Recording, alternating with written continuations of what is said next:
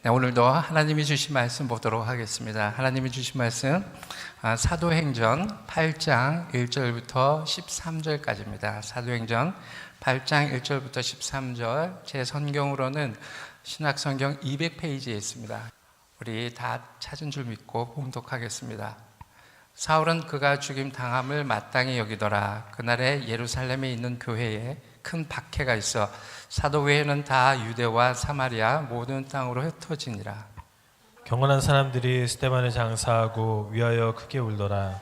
사울이 교회를 잔멸할새 각 집에 들어가 남녀를 끌어다가 옥에 넘기니라.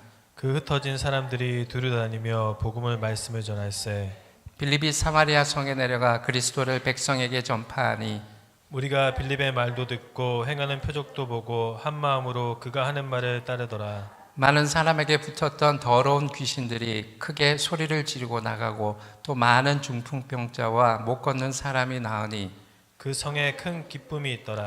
그 성에 시몬이라 하는 사람이 전부터 있어 마술을 행하여 사마리아 백성을 놀라게 하여 자칭 큰 자라 하니 낮은 사람부터 높은 사람까지 다 따르며 이르되 이 사람은 크다 일컫는 하나님의 능력이라 하더라. 오랫동안 그 마술에 놀랐으므로 그들이 따르더니 빌립이 하나님 나라와 민 예수 그리스도의 이름에 관하여 전도함을 그들이 믿고 남녀가 다 세례를 받으니 함께합니다. 시몬도 믿고 세례를 받은 후에 전심으로 빌립을 따라다니며 그 나타나는 표적과 큰 능력을 보고 놀라니라. 아멘, 아멘. 하나님의 은혜 가운데에 초기 예루살렘 교회는 교인이 급증하는 가운데 구제와 목양의 문제를 두고 헬라파 유대인들과 히브리 유대인들의 갈등으로 인해서 불만과 원망이 쌓이게 됩니다. 그래서 12사도는 교회 안에 구제와 행정과 목양 사역을 함께 하니라 하나님의 말씀의 사역에 전념할 수가 없었습니다. 사도들은 오로지 기도하는 일과 말씀 사역에 힘쓸 수 있도록 하기 위해서 교회에서 구제와 목양 행정 일을 맡을 사람 7 집사님을 안수하여 세우게 됩니다. 7명의 안수하여 세운 집사는 성령과 지혜가 충만하고 칭찬받는 사람들이었습니다. 특별히 그 7 사람 중에 한 분인 스데반 집사가 있습니다. 그는 믿음과 성령이 충만하고 은혜와 권능이 충만한 사람이었습니다.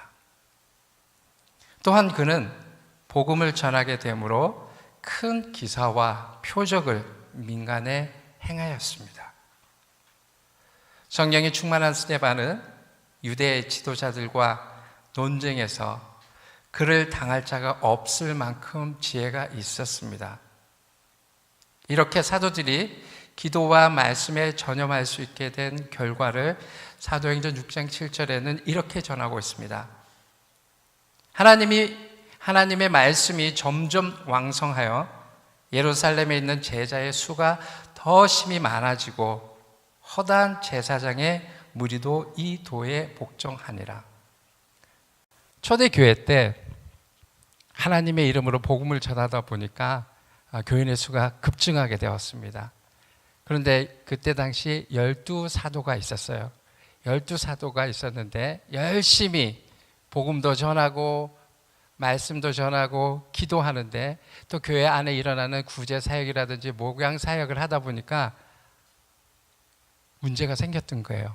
한쪽으로 치우치고. 그래서 교회에서 이제 나름대로 그 일에 대해서 나누는 일이 생겼던 거였습니다. 그래서 사도 이외에 집사님들을 안수해서 세우게 됩니다. 그래서 교회에 첫 직분이 생기는 게 바로 이 안수 집사예요. 그래서 다른 성경에는 직분을 세우는 것은 없어요. 한 사람인 안수 집사를 세웁니다. 그래서 복음 안에 성경 안에 있는 그 믿음의 사람들 중에 나는 안수 집사가 되어야 되겠다는 그런 소망을 품으시기 바랍니다. 아멘, 아멘. 그래서 사도들이 하나님의 명령으로 안수 집사를 10분을 세우게 됩니다.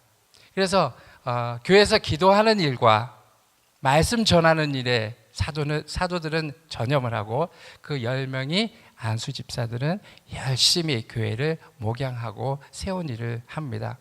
그 중에서도 스데반이라는 집사는 밖에 나가서 복음을 전하는 일까지 합니다. 그러다 보니까 더 하나님의 말씀이 점점 왕성해져서 예루살렘에 있는 제자의 수가 더 많아진다고 말하고 있습니다. 교회에선 사도들은 말씀과 사역의 기도가 풍성해지고 또한 아까 10집사님이라 그랬죠. 제가 실수했죠. 7집사님이었죠. 7집사. 7집사로 구제와 목양 그리고 복음 전파에 이르게 되는 교회가 놀랍게 성장되고 있을 때에 교회 안에 문제가 생기게 된 것입니다. 유대 지도자들은 하나님에 대한 특권의식 가운데 유대교를 위협하는 사람으로 인해 두려움과 시간이 갈수록 그리스도인들이 많아지는 것으로 인하여 결국 스데반을 체포하게 됩니다. 유대 최고 법정인 산헤드린 공회에서 스데반의 죄를 묻기 위해 법정에 세우게 됩니다. 그 제목에 대한 반론에 스데반의 설교를 들은 그들은 전혀 반박할 수가 없음에도 불구하고 그의 설교에 마음에 찔려 이를 갈며 스데반을 죽이게 됩니다. 유대교의 엄정한 재판의 결과는 끔찍하고도 살인적인 모습은 많은 기독교인들에게 충격으로 다가왔습니다. 스데반은 죽음 앞에서 무릎을 꿇고 크게 불러 이르되 주여 이 죄를 그들에게 돌리지 마옵소서 외치고 잔다고 표현을 했습니다. 죽음의 표현이 아니라 잔다고 표현한 것은 스데반을 구원의 부활체로 표현한 것입니다. 스데반은 죽은 것이 아니라 주님과 함께 한다는 표현으로 잔다고 표현한 것이었습니다. 그 마지막에 보여준 스데반의 행동은 결코 하나님의 사랑과 은혜가 없다면 할 수 없는 기도였습니다. 스데반이 죽고 난 후 유대 지도자들의 교회를 향한 핍박이 더욱 거세지게 되었습니다. 사람들이 복음을 전하다가 붙잡혀 투옥되기도 하고 공회에 불러가 예수의 이름으로 말하지도 말고 가르치지도 말라는 경고를 받으며 채찍질을 당하고 풀려나온 일들이 이미 사도들을 통해서 있었지만 이렇게 무참하게 사람을 죽이는 일은 처음 일어난 일이었습니다. 스데반이 순교한 그날부터 예루살렘에 있는 교회에 큰 박해가 일어났습니다. 그 박해로 인해서 예루살렘에는 사도들만 남고 예수 믿던 사람들은 그 주변의 유대와 사마리아 모든 땅으로 흩어지게 됩니다. 그 후로 로마 제국의 황제 콘스탄티누스가 기독교를 공인하기까지 약 300년의 박해의 역사는 계속되었습니다. 로마 제국이 기독교 국가로서 돌아선 이후에도 오늘날까지 회교권 국가를 비롯해서 일부 타종교 국가들 그리고 공산 국가들에서도 기독교 박해는 계속되어 왔고 불행하게도 가장 심한 기독교 박해가 바로 우리 북한 땅에서도 지금도 행해지고 있습니다. 박해는 분명 교회의 위기이기는 하지만 박해를 통하여 기독교는 언제나 성장의 기회였음을 교회의 역사는 증언하고 있습니다. 그 첫 번째 예를 바로 예루살렘 교회가 보여주고 있습니다. 예루살렘에서의 박해는 사도들만 남기고 교인들을 유대와 사마리아 땅 사방으로 흩어지게 했습니다. 그러나 그것은 예루살렘 교회의 붕괴나 소멸의 뜻을 말하는 것이 아니라 오히려 그 반대였습니다.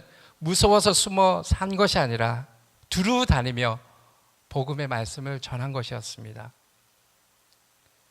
부활하신 예수님께서 승천하기 전에 오직 성령이 너에게 임하시면 너희가 권능을 받고 예루살렘과 온 유대와 사마리아 땅끝까지 이르러 내 증인이 되리라 하신 말씀이 그대로 이루어지기 시작한 것이었습니다. 1절, 사울은 그가 죽임 당함을 마땅히 여기더라. 그날에 예루살렘에 있는 교회에 큰 박해가 있어 사도 외에는 다 유대와 사마리아 모든 땅으로 흩어지니라. 사울은 스데반의 죽임 당함을 마땅히 여겼습니다. 사울은 유대 지도자들 중에 한 사람이었습니다. 유명한 유대 학자 밑에서 성장한 문화생이기도 하며 여러 유대 지도자들처럼 하나님을 믿는 믿음이 특심이었던 사람 중에 한 사람이었습니다. 그는 누구보다도 하나님을 잘 섬기고 많이 알고 있던 사람이었습니다. 스데반의 죽임을 당하는 그 자리에 함께 있었고 스데반을 죽음으로 몰고 간 사람 중에 한 사람이었습니다. 그들의 특권적 믿음은 결국 스데반을 죽음의 길로 내몰아가고 말았습니다. 그들의 잘못된 지식, 잘못된 판단을 가져오고 말았던 것이었습니다.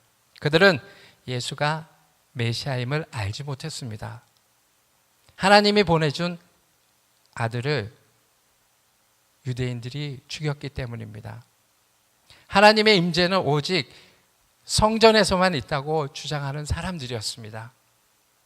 그들은 율법으로 구원을 강조하며 형식에 치우치고 마음엔 하나님의 사랑과 은혜가 없던 사람들이었습니다. 그래서 우리는 하나님에 대해서 주 예수 그리스도에 대하여 바른 지식을 가져야 합니다. 그럴 때 우리는 옳고 그른 것을 분별하고 판단할 수 있기 때문입니다. 그동안 백성들 때문에 사도들과 교인들에게 손을 대지 못했던 유대 지도자들은 스데반을 죽인 여세를 몰아 본격적으로 교회를 핍박하기 시작했습니다. 그들의 본보기로 스데반 집사를 죽임으로 많은 이들에게 전해지고 또한 핍박은 더해간 것이었습니다. 교회에 핍박이 가해지자 많은 기독교인들은 예루살렘을 떠나 흩어지게 됩니다. 2절에 건건한 사람들이 스데반을 장사하고 크게 울더라. 핍박이 가해지자 기독교인들은 피신했으며 예루살렘 안에 있는 비교적 복음에 호의적인 유대인들이 장례를 치르며 크게 통곡했습니다. 예수 그리스도의 복음으로 은혜를 받은 사람들은 더욱더 스데반의 죽음에 대해 슬퍼한 것이었습니다. 유대법이 범죄자의 시신을 장사 지내거나 공공연하게 슬피하는 것을 금하였음에도 불구하고 그들이 크게 울며 슬퍼한 것은 스데반이 죄가 없이 불법적으로 죽임을 당했다는 것을 알았기 때문입니다. 믿음의 사람들은 스데반을 장사하며 크게 울었습니다. 단순히 한 사람의 죽음과 이별에 대해 슬픈 눈물이 아니고 하나님의 귀한 일꾼을 떠났다는 그 아쉬움에 흘린 눈물이었을 것입니다. 하나님의 충성된 종이 죽을 때 성도들은 아쉬움의 눈물을 흘릴 것입니다. 많은 이들은 스데반의 죽음을 안타까운 마음으로 가졌습니다. 말씀을 준비하면서 한국교회 순교자 수가 초대교회 때보다 많다는 내용의 자료를 보았습니다. 자료를 살펴보니 목사님들, 장로님들, 집사님들, 구회 성도님들 정확한 통계는 나오지 않았지만은 한국에 그 순교했던 하나님의 이름으로 하나님을 위해서 순교했던 사람들이 거의 5천여 명으로 추산되고 있대요. 그래서 자료에 보면은 5천 명보다 더 많다고 이렇게 나오는 곳도 있고 거의 5천 명 추산하고 있답니다. 어떤 자료는 그렇게 많고 그 모든 것들이 복음을 위해 하나님의 말씀을 지키려고 순교한 자들이었다고 합니다. 돌이켜보니까 한국의 그 짧은 역사 가운데에 그렇게 쓰임받는 선교사가 많이 나왔던 것도 하나님의 이름으로 순교한 그 열매가 있었기 때문이라고 저는 생각이 됩니다. 그래서 한국의 그 선교사 보내는 인구 밀도는 한국이 가장 많다고 그럽니다. 인구의 수는 미국이 많지만 우리는 5천만 명 정도 수준이잖아요. 미국은 3억, 4억 정도 된다고 합니다. 그래서 밀도로 보면은 세계에서 가장 선교사를 많이 보내는 나라가 한국이라고 합니다. 그래서 오늘 말씀을 준비하면서 하나님의 그 이름으로 주교간 순교자의 그 열매가 그냥 헛된 열매가 아니었음을 본문을 통해서 알 수 있는 것이었습니다. 3절에 사울이 교회를 잔멸하일세 각 집에 들어가 남녀를 끌어다가 옥에 넘기니라. 유대교에서도 교회를 핍박하기 시작했습니다. 사울이 교회를 어떻게 핍박했는지 보여지는 대목입니다. 잔멸이란 뜻은 맹수가 사람의 몸을 상하게 하거나 멧돼지가 포도원을 파헤치는 것처럼 거칠고 제멋대로 행동하는 것을 의미한다고 합니다. 그래서 사울은 그저 닥치는 대로 이유와 상황과 기준도 없이 기독교인들에게 무차별적으로 행하였던 것이었습니다. 그 앞장서서 행하였던 사람이 바로 사울입니다. 그는 스데반이 돌에 맞아 죽은 것에 만족하지 않고 그는 교회를 파괴하려고 했습니다. 그래서 그는 각 집에 들어가 남녀를 끌어내어 옥에 넘기게 되었습니다. 남녀 구별 없이 감옥에 집어넣는 것은 곧 그들을 죽음에 몰아넣는 것과 다를 바가 없었습니다. 사울은 유대교에 대해 열심이었고 충실했으며 바리새인으로서 기독교에 대해 참을 수 없는 분노를 갖고 있던 사람이었습니다. 훗날 바울된 사울이 고백하는 내용이 갈라디아서 1장 13절 14절에 이렇게 말했습니다. 내가 이전에 유대교에 있을 때 행한 일을 너희가 들었거니와 하나님의 교회를 심히 핍박하여 잔해하고 내가 내 동족 중 여러 영갑자보다 유대교를 지나치게 믿어 내 조상의 유전에 대해서 더욱 열심히였다고 고백하고 있습니다. 잘못된 지식과 잘못된 판단은 결국 유대인의 잘못의 거짓 형태로 행함으로 나타나게 되었습니다. 살인까지 마다하지 않고 박해까지 하는 결과를 낳게 되었습니다. 로마서 10장 2절에서부터 23절의 말씀입니다.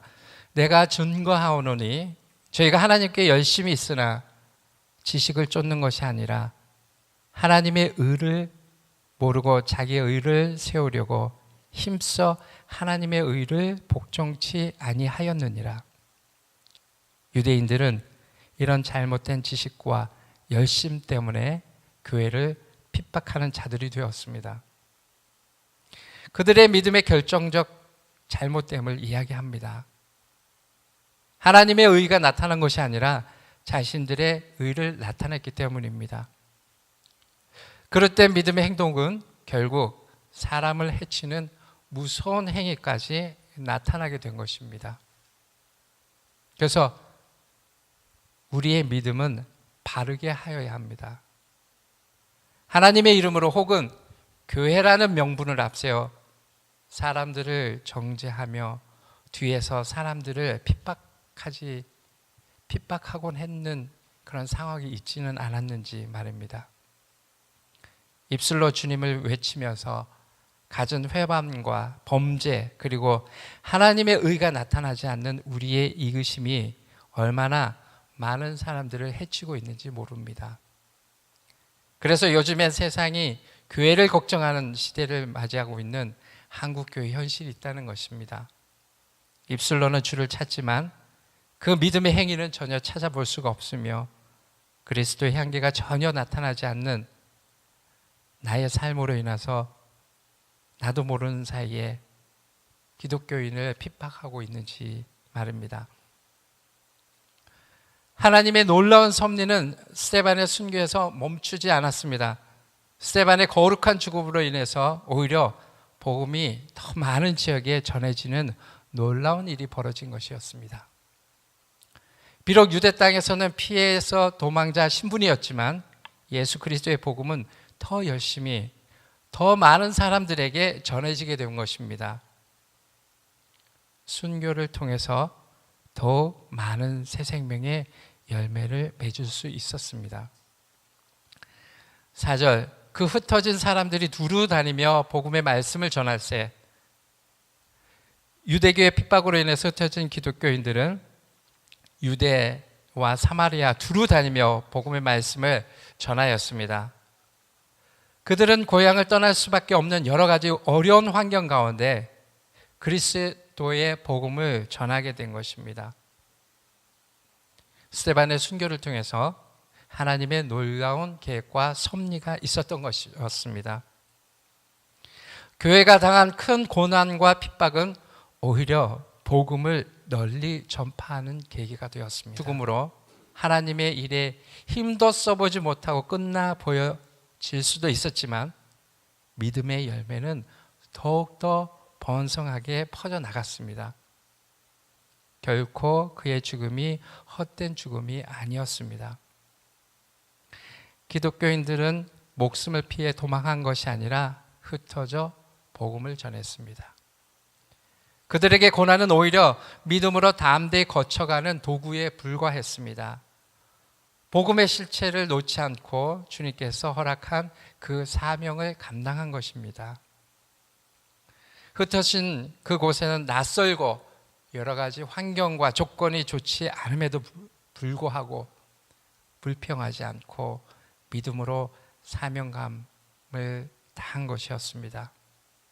왜 어려움이 없었겠습니까? 그 어려움보다 주님의 주신 은혜와 사랑 그리고 사명이 그 어려움을 담대히 이겨냈기 때문입니다. 우리 삶 가운데 어려움은 늘 있습니다.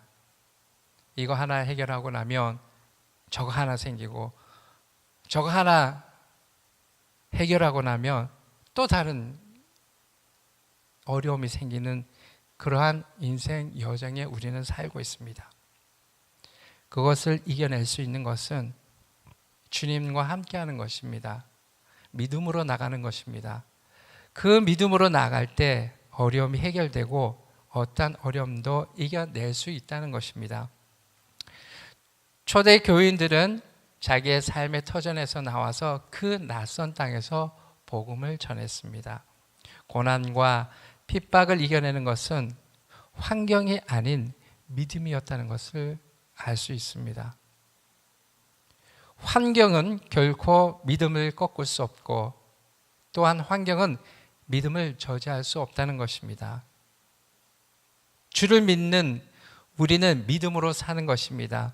주님이 주신 말씀의 믿음인 것입니다. 내 생활 환경보다 하나님을 더 크게 신뢰하며 살기에 가능한 것입니다. 5절, 빌립이 사마리아 성에 내려가 그리스도를 백성에게 전파하니 초대교회에서 지도자들로 선출된 7 집사 중에 또 다른 7 집사 중에 한 사람 빌립은 사마리아 성에 내려가 예수 그리스도를 백성에게 전파합니다. 전도는 예수 그리스도를 전하는 것입니다. 예수께서 하나님의 아들 그리스도시요 우리의 구주시며 그를 믿는 자는 죄 사함과 영생을 얻는다는 사실을 전하는 것입니다. 주의 명령대로 예수 그리스도의 제자들은 예루살렘뿐만 아니라 유대와 사마리아에서도 주를 증거하는 증인이 된 것입니다.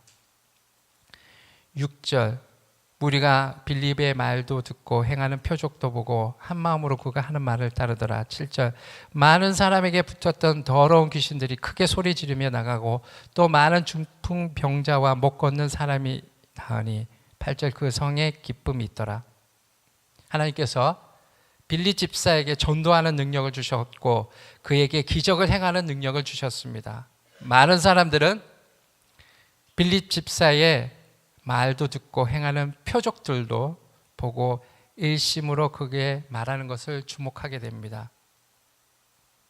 하나님의 능력으로 많은 사람들에게 붙었던 더러운 귀신들이 크게 소리 지르며 나가고 또 많은 중풍병자와 안진뱅이가 나왔습니다.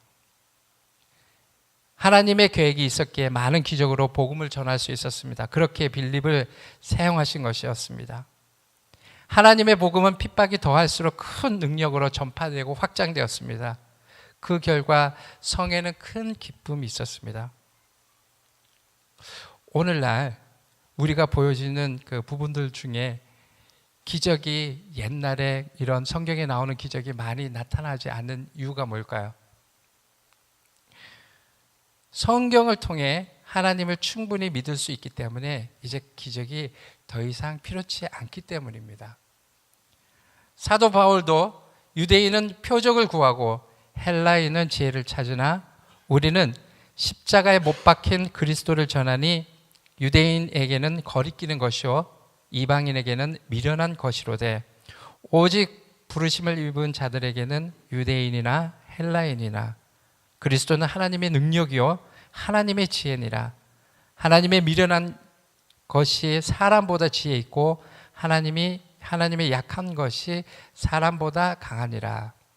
고린도전서 1장 22절에서 25절의 말씀입니다. 바울은 내가 복음을 부끄러워하지 아니하노니 이 복음은 모든 믿는 자에게 구원을 주시는 하나님의 능력이 됨이라고 말하였습니다.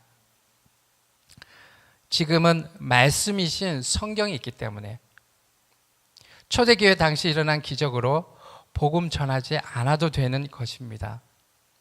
이제 믿음으로 구원받는 모든 진리 가운데 하나님의 본체이신 말씀, 성경이 우리와 함께하기 때문입니다. 왜 요즘 들어서 왜 크리스찬들에게 성경에 나오는 기적이 왜 일어나지 않는다고 말한다면 이제는 본체이신 그 말씀이 성경이 우리와 함께하기 때문에 굳이 그러한 기적을 보지 않아도 믿을 수 있다는 것입니다. 아멘, 아멘. 9절의 말씀입니다. 그 성에 시몬이라 하는 사람이 전부터 있어 마술을 행하여 사마리아 백성을 놀라게 하며 자칭 큰 자라니 10절 낮은 사람부터 높은 사람까지 다 따르며 이르되 이 사람은 크다 일컫는 하나님의 능력이라 하더라. 11절 오랫동안 그 말술에 놀랐으므로 그들을 따르더니 많은 기회주의적 마술사 중에 한 사람이 바로 시몬이었습니다. 그는 요술과 점수를 행하면서 육체적 또는 정신적으로 불행을 안고 있는 사람들에게 큰 유익을 얻고 있었습니다. 시몬은 속임수를 쓰는 악한 장사꾼이었을 뿐만 아니라 초심령술사이기도 했던 그는 오랫동안 속임수로 사마리아인들을 놀라게 했고 마술의 주문으로 그들을 사로잡아 위대한 사람, 하나님의 능력이라고 불렀다고 합니다. 그래서 그 속임수로 인해서 많은 사람들이 시몬을 따랐습니다.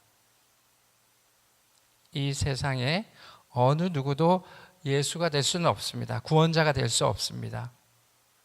혹여나 많은 말씀으로 화려한 것을 보여주면서 말씀을 현혹하고 있는 우리는 이단들을 조심해야 됩니다. 주변에 혹 마술과 같은 속임수, 보이는 눈에 보이는 현혹된 그 기적의 형태를 보면서 이 세대를 혼탁하게 하고 새로운 사상과 이론으로 성경을 왜곡해 해석해서 그 교리와 진리를 다르게 하는 많은 세력들이 있습니다. 그러기 위해서는 우리 안에 말씀 안에 지혜와 지식이 있어야 합니다. 그렇지 않으면 우리도 언제든지 넘어질 수 있기 때문입니다. 그런 분들이 머리가 둔하고 똑똑하지 않아서가 일어나지 않은 것이라는 말입니다. 그래서 우리 교회도 이제 앞으로 제자 훈련을 시작하려고 합니다. 우리가 말씀의 진리를 잘 알아야 넘어지지 않고 붙잡을 수 있기 때문입니다. 하나님의 말씀은 살아 운동력이 있으며 좌우의 어떤 날쌘 검보다도 예리합니다. 말씀을 통하여 하나님의 진리를 우리에게 전해주기 때문입니다. 내 안에 말씀의 진리가 제대로 서 있지 않으면 작은 미혹의 바람에 넘어지고 말기 때문입니다. 또한 말씀의 중심을 알아야 쓰임을 받을 수 있기 때문입니다. 12절 13절입니다. 빌립이 하나님 나라 및 예수 그리스도의 이름에 관하여 전도함을 그들이 믿고 남녀가 다 세례를 받으니 시몬도 믿고 세례를 받은 후에 전심으로 빌립을 따라다니며 그 나타나는 표적과 큰 능력을 보고 놀라니라. 하나님의 복음은 빌립을 통해서 힘있게 증거됩니다. 예수님을 믿는 자는 주님께서 통치하는 영원한 하나님 나라에 들어갈 것과 또한 하나님 나라에 들어갔기까지 예수 그리스도의 이름으로 능력을 얻고 성령의 인도하심을 받는 것입니다. 심지어 성에서 오랫동안 사람들에게 많은 영향을 끼쳤던 마술사 시몬도 복음에 복종하였고 세례를 받았습니다. 여러 사람들이 예수 그리스도의 이름으로 세례를 받고 전심으로 빌립 집사를 따랐습니다. 이것은 놀라운 하나님의 은혜였습니다. 시몬을 따르는 자들이 기독교인들이 외고 최종적으로 사마리아인에게 영향력을 가장 많이 행사하던 시몬이 기독교인이 되었다는 것은 사마리아가 거의 복음화되었다는 것을 말합니다. 그는 또한 제자의 삶을 함께 빌립 집사와 했음을 나타내고 있습니다. 오늘 본문의 말씀에 스데반의 순교로 예루살렘 전도는 잠시 중단된 것 같았지만 오히려 이 일은 사마리아와 이방안의 복음이 전파되는 결정적인 계기가 되었다는 것입니다. 만일 예루살렘 교회가 번영하고 유대인들이 많이 들어와 유대적 기독교를 형성하였다면 세계 선교는 매우 더디게 진행되었을 것입니다. 우리 믿음의 선조들이 순교적 사명이 있었기에 그 믿음이 전해져 내려와서 지금 우리에게 전해져 온 것입니다. 예루살렘의 교회에 핍박이 오고 스데반이 죽임을 당하는 그 날에 예루살렘에 있는 교회가 큰 핍박으로 흩어지게 되었지만 하나님의 은혜는 더 큰 열매의 계획이 있었던 것이었습니다. 오늘 말씀을 정리하겠습니다. 우리가 말씀에 바로 서기 위해서는 첫 번째, 영적으로 바로 서기 위해서는 믿음의 근거가 말씀이 되어야 합니다. 말씀이 내 안에 없으면 세상적인 기준과 환경들이 들어와서 나의 생각과 판단을 지배하기 때문입니다. 둘째, 믿음의 동기가 하나님을 기쁘시게 하고자 하는 것이 있어야 합니다. 우리는 하는 일에 하나님이 기뻐하시는 일인지 생각하는 시간을 가져야 합니다. 셋째, 고난과 어려운 환경이 더할 때 하나님께 더 가까이 가는 시간이 되어야 합니다. 우리는 어려울 때 오히려 하나님과 깊은 교제의 시간이 있음을 믿어야 합니다. 또한 예수를 믿고 따를 때 고난을 각오하는 것입니다. 초대 교인들이 핍박을 받았고 순교도 당했습니다. 주를 따라가는 자는 자기를 부인하고 자기 십자가를 지고 그를 따라야 된다고 말씀하셨습니다. 넷째, 복음을 전해야 합니다. 입술로만 전하는 것이 아니라 나의 삶으로 말입니다.